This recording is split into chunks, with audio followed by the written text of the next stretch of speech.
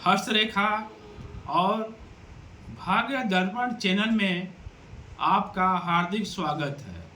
मैं जयप्रकाश शर्मा आप सभी को हृदय से कोटि कोटि नमन करता हूँ। भारतीय सामुद्रिक शास्त्र में मातृरेखा का नाम इस प्रकार है: मातृरेखा, सुख रेखा, कोश रेखा, साहस रेखा, पालिका रेखा तथा रति रेखा। माता धनम सुखम कोशः साहसम पालिका रति।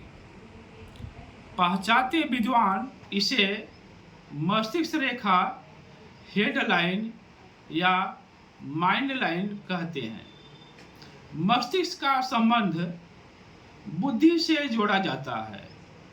मनुष्य की स्मरण शक्ति तथा कल्पना शक्ति का आधार मस्तिष्क रेखा होता है। मानव का मस्तिष्क उसके खोपड़ी के नीचे होता है, यानी सिर के अंदर होता है तथा खोपड़ी के नीचे होता है तथा बहुत ही नाजुक और संवेदनशील होता है। मनुष्य का सकारात्मक चिंतन, नकारात्मक सोच, उसकी संकल्प शक्ति, मानसिक विकृति तथा मानसिक रोगों का पता इसी रेखा से चलता है। यह रेखा बृहस्पति क्षेत्र के नीचे उद्गम स्थान से निकलकर मंगल क्षेत्र या चंद्रमा क्षेत्र तक जाती है।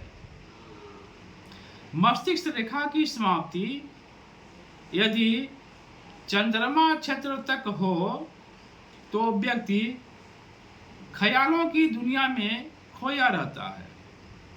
यदि मस्तिष्क रेखा की समाप्ति मंगल क्षेत्र पर हो तो व्यक्ति उन मौकों की तलाश करता है जिसमें किसी की गलती के कारण उसका लाभ हो सके।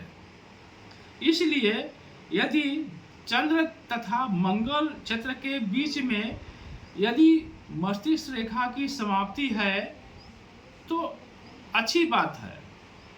यदि मस्तिष्क रेखा हथेली के मध्य भाग में समाप्त हो गई है तो व्यक्ति मेहनत तो बहुत करता है लेकिन उसकी बुद्धि के अनुसार उसको फल नहीं मिल पाता है।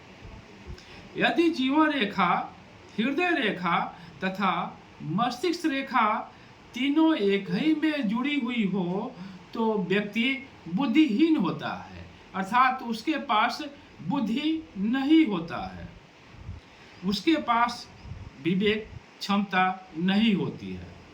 यदि मस्तिष्क रेखा जंजीर के समान हो तो वह अस्थिर दिमाग वाला होता है, अर्थात मंद बुद्धि वाला व्यक्ति होता है। यदि मस्तिष्क रेखा बहुत छोटी है और शनि स्थान पर ही समाप्त हो जाए तो यह बहुत अशुभ होता है।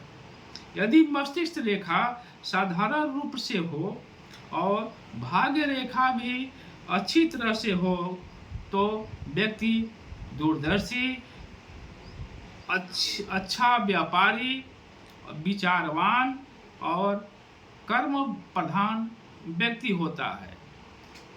यह एपिसोड मस्तिष्क रेखा के बारे में, जो हमारे मस्तिष्क के बारे में बताती है, यह एपिसोड कम से कम इसका 3 या 4 एपिसोड है। कृपया इसको ध्यानपूर्वक सुने और देखें जिससे अपने मस्तिष्क के बारे में इसका ज्ञान प्राप्त हो सके और इस चैनल को सब्सक्राइब अवश्य करें। धन्यवाद।